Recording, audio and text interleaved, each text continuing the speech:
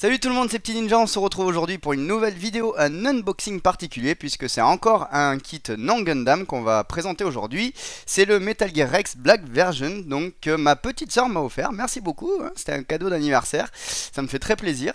Donc c'est mon premier kit Kotobukiya et ben écoutez, je vous propose qu'on aborde le packaging de suite qui est vraiment magnifique. Donc vous voyez c'est une boîte quand même assez grande, assez imposante, avec du chromé. Donc enfin du chromé couleur alu brossé un peu, c'est vraiment sympa, j'adore ce visuel.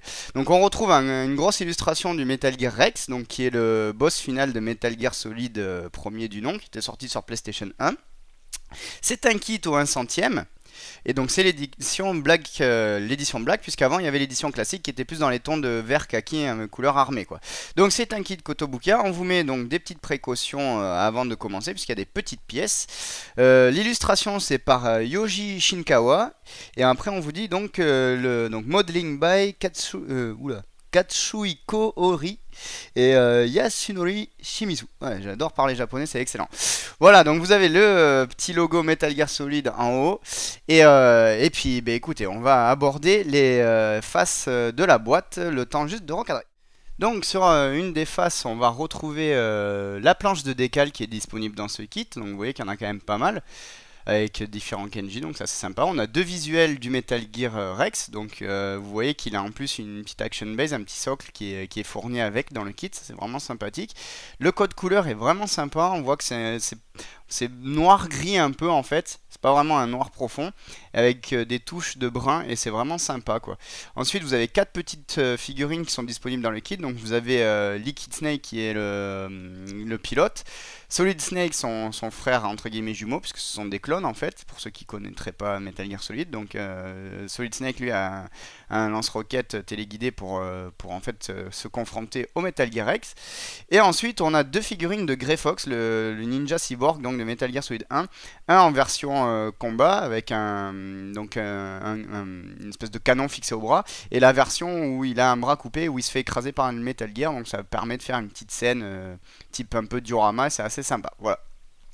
Ensuite, on vous dit que c'est un kit qui est réservé à des personnes de 14 ans ou plus. Donc vous voyez que c'est pas non plus donné à n'importe qui. On retrouve du PS, du PE, de l'ABS et du PVC dans ce kit là en termes de matière plastique. Bon bah après vous avez Kotobukiya et des informations en japonais que je ne saurais vous traduire. Donc ce kit là est sorti tout récemment. Alors là je vois pas la date exacte sur cette face là, elle sera peut-être de l'autre côté. De toute façon au pire des cas je vous le mettrai dans la vidéo en annotation. Et enfin sur cette face là, puisque les deux autres on va pas les regarder, c'est le même visuel que le dessus de la boîte, on retrouve donc une vue de devant et une vue de derrière du Metal Gear Rex une fois monté et peint, et une autre petite illustration ici en no paint sortie de boîte. Voilà, donc les amis, c'était tout pour le packaging. On va passer donc maintenant à l'unboxing et la présentation des grappes. Donc on va attaquer sans plus attendre avec la présentation des différentes grappes de ce kit. Donc vous voyez que là on a une première série de grappes avec des tailles plutôt réalistes et bien travaillées au niveau des détails. Il y a pas mal de panel line. Donc là c'est une couleur, alors je sais pas comment ça va sortir à la caméra, c'est une sorte de gris en fait très foncé, qui tire vers le noir, mais on n'est pas donc comme je disais tout à l'heure sur un noir profond. Voilà, donc là on a une coloration un peu gris-noir. Et de l'autre côté, on a les pièces donc sur une teinte plus marron. Voilà, donc ça sera les différentes pièces qui composeront le kit. Alors je peux pas trop vous dire à quoi correspondent ces pièces-là, mais en tout cas c'est bien détaillé. Il y a pas mal de panel line et c'est vraiment sympa quoi. Donc hop, ça c'était pour la première grappe. On va attaquer à la suivante. Donc là, on a une couleur différente. Donc là, alors j'arrive pas à déterminer si c'est gris ou un peu kaki. On dirait une couleur kaki foncé en fait, tout simplement, avec la partie du radar là, du radome qui se trouve ici. Et un ensemble de pièces qui va être de teinte marron aussi ici. Donc là, on voit qu'il y a pas mal de petites. Je pense que c'est tout ce qui constitue toutes les articulations du kit. Voilà. Donc c'est très détaillé, c'est très joli. Donc à mon avis, il y aura quand même pas mal de boulot à effectuer sur ce kit là. Ensuite, on retrouve deux autres grappes toujours en teinte marron. Donc je pense que tout ce qui est teinte marron comme ça va être tout ce qui est mécanisme et articulation, et éventuellement frame, si on peut parler de frame dans ce kit là. Voilà, donc c'était bon, voilà, on va pas s'éterniser là-dessus. On a une grappe de pièces transparentes. Ces pièces transparentes pardon, correspondent donc au petit support qu'il va y avoir qui va permettre de maintenir le Metal Gear sur la petite action base qui est fournie avec. Et les deux petites pièces circulaires là, je ne sais pas si ça fait partie également des fixations de la base ou si ce sont des petites lentilles. Il me semble que ça correspond à la base. Ensuite, on a quelques polycaps. Voilà, que vous voyez là, de couleur noire cette fois. Là, on a vraiment du noir. Donc ça, ce sont des polycaps. On retrouve ici deux grappes identiques de pièces kaki. Et vous voyez que c'est quand même pas mal détaillé un peu partout. Hein, donc voilà. On a quand même pas mal de pièces dans ce kit. Toujours très détaillé, c'est agréable à voir. Ensuite, on a une grappe de pièces dorées. Donc ça, c'est assez sympa. C'est un petit détail qui ressort au niveau de l'arrière du corps principal à l'arrière du Metal Gear. Donc c'est sympa. Ici, donc là, on a les fameuses petites lentilles en clear parts. Voilà, donc à mon avis, ce qu'on a vu tout à l'heure, ça devait être vraiment les fixations du socle. Voilà. Et enfin, hop, là, il y a une grosse... Voilà, donc là, il y a une grosse grappe. Donc vous voyez, c'est l'action base, c'est le petit support. Donc vous voyez, c'est quand même bien détaillé. C'est sympa. On va avoir plusieurs fixations là, je pense, qui vont permettre d'ajouter des détails ou peut-être, je sais pas trop à quoi ça correspond. Je sais que ces deux trous là correspondent à la fixation de la pièce translucide pour le maintien du Metal Gear Rex. Et là, on retrouve d'autres pièces donc du Metal Gear. Je pense que là, cette pièce là correspond au cockpit. Voilà. Voilà, donc on va continuer. Ah tiens, c'est original, cette pièce-là, elle a un petit sticker, on dirait, qui est brillant. Donc je sais pas si vous le verrez bien, mais c'est assez original. Voilà. Donc ça, c'était pour le socle. Et enfin, on a une petite pochette avec les figurines. Donc vous voyez, il y a les 4 figurines que je vous parlais tout à l'heure, qu'on a vu sur le packaging, qu'il faudra peindre évidemment. Voilà. Donc là, vous avez un Grey Fox, enfin 2 Grey Fox ici. Et là, vous avez Liquid Snake et Solid Snake. Voilà. Donc ça c'est bon, c'était pour la première partie de nos grappes.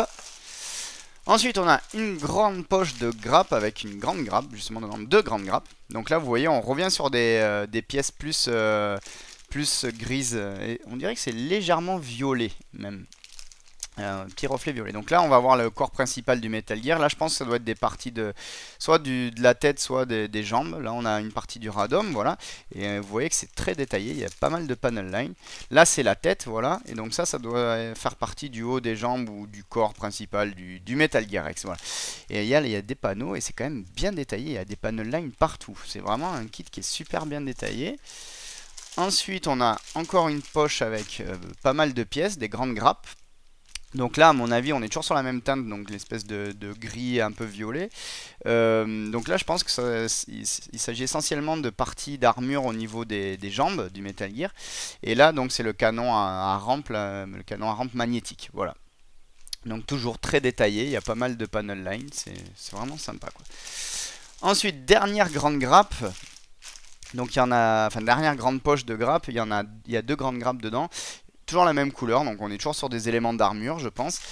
Et ici, on retrouve donc les éléments de mécanisme. Voilà, donc je peux pas trop vous dire ce que c'est, hein, ne connaissant pas du tout le kit. Voilà, donc ça c'était pour les grappes. Ensuite, nous avons la planche de décal, donc qu'on voyait tout à l'heure en photo sur la boîte. Donc vous voyez, il y a différents kanji. Il y a les logos Foxhound, qu'on retrouve, Foxhound et Fox, en grande taille et en petite taille ici. Les kanji, on les retrouve en petite taille à cet endroit-là. Et on a une diversité de petits marquages un peu partout. Voilà, donc ça c'était pour les décals à l'eau. Et voici le mode d'emploi, le manuel, qui va vous permettre de monter le kit. Donc on retrouve le même visuel que sur la boîte. Et ensuite voilà, là on a visuel en couleur. Et vous voyez que franchement on a un joli manuel parce que c'est du papier glace, donc qui est brillant en fait, et un peu plus épais que ce qu'on a d'habitude chez Bandai. Donc ça c'est le premier kit Metal Gear, donc vous pouviez le faire de cette couleur qui est la vraie couleur du jeu en fait, de Metal Gear Solid 1, et vous aviez une alternative camouflage numérique. Voilà. Donc voilà à quoi ressemblait le premier kit. Et là donc on vous présente le kit actuel, donc la version black. Donc voilà, et vous voyez les figurines et on vous montre quelques petites poses. Donc vous voyez qu'on peut le mettre droit comme ça debout ou en position couchée comme ceci. Voilà, là vous avez ce petit document qui vous permet de commander des grappes séparément. C'est-à-dire que si vous avez une grappe qui est endommagé ou qu'il vous manque des pièces, vous pouvez commander la grappe qui correspond. Donc ça c'est pas mal. Je sais pas si on peut l'utiliser ici en France. Le récapitulatif des grappes. Voilà, sur cette page aussi. Et ensuite on commence donc avec les étapes de montage. Comme d'habitude vous avez des petites recommandations. Et c'est parti, on attaque le montage. Donc vous voyez qu'il y a quand même pas mal de... Il y a pas mal d'étapes de montage, vu qu'il y a pas mal de pièces. Et on arrive à la fin, on vous explique donc que vous pouvez mettre donc le Metal Gear sur son socle. Voilà. Enfin, on va retrouver donc les explications par rapport à l'articulation de certains panneaux et des jambes. Voilà. Et là, on vous met le nuancier qui vous explique quelle couleur utiliser. Et ce que j'ai trouvé super bien avec ce nuancier, c'est qu'en fait, il vous donne les références des couleurs de peinture au bicolore de Guns. Donc vous voyez là, par exemple, il y a le H2. Le H2, c'est le noir brillant de chez Guns, en fait, donc de Monsieur Obicolor. Donc c'est super, parce que d'habitude, c'est tout le temps traduit en japonais. Et là, on vous met la référence couleur et on vous met le pourcentage. Donc du coup, même s'il y a des expressions en japonais, ben, c'est simple, vous savez que ici c'est les références au bicolore, donc du côté droit, parce que vous voyez qu'il y a marqué 71/H55. Donc le H55 c'est la référence au bicolore. Et on vous met le pourcentage pour faire vos mélanges, pour obtenir les teintes qui sont référencées ici, qui vous permettront de réaliser le kit. Et ça c'est vraiment super. Voilà, si vous voulez vraiment avoir les couleurs exactes, ben, vous avez de quoi le faire. Ensuite, on retrouve deux visuels en couleur pour l'application des décals. Voilà, tout simplement, c'est ce qui va vous permettre donc de déposer les décals sur votre kit. Voilà, voilà. Et ensuite, eh ben, voilà, c'est terminé. Donc, si je vous déplie, ça fait ça. Voilà, donc le même visuel que sur la boîte. Voilà, donc bah, écoutez les amis, c'en est fini de cet unboxing. Voilà.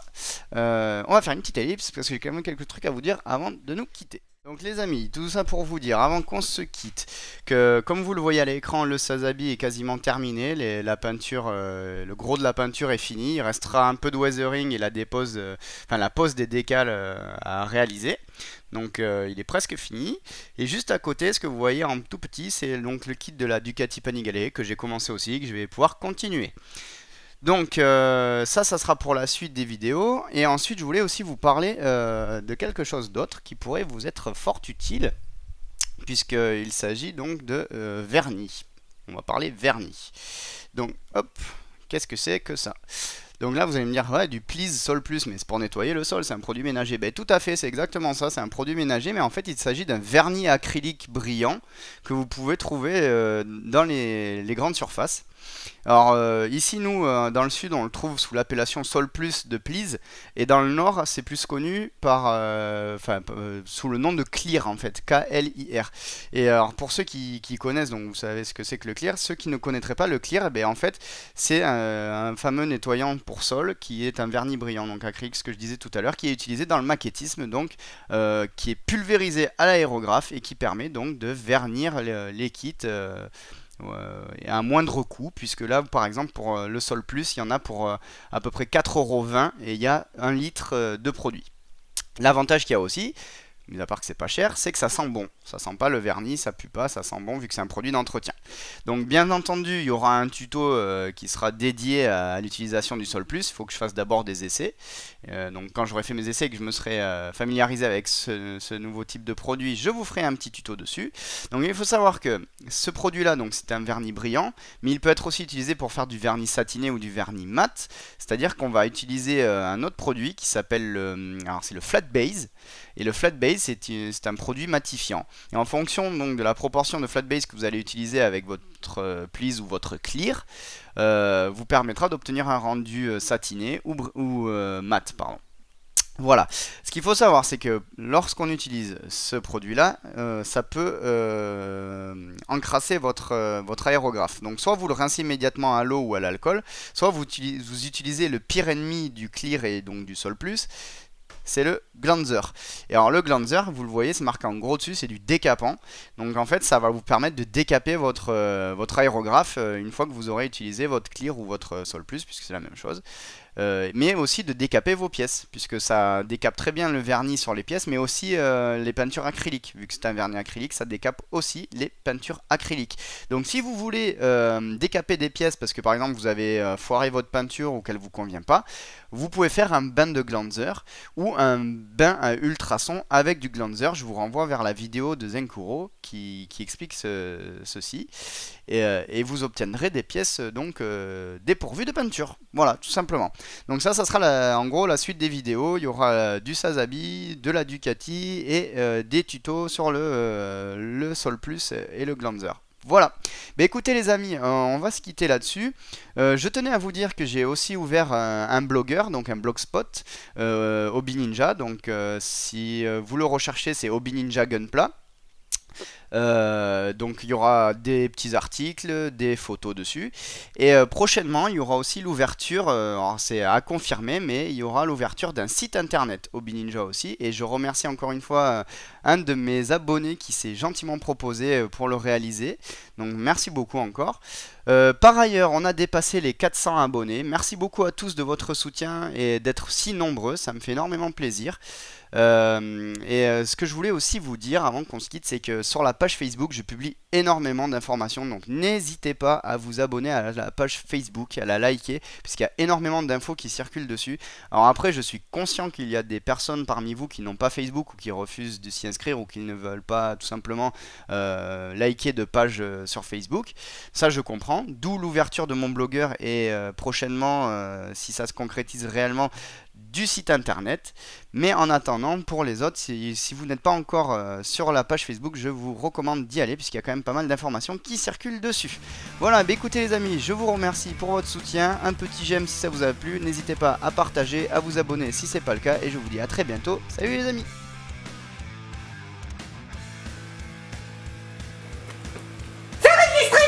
D'accord, ok.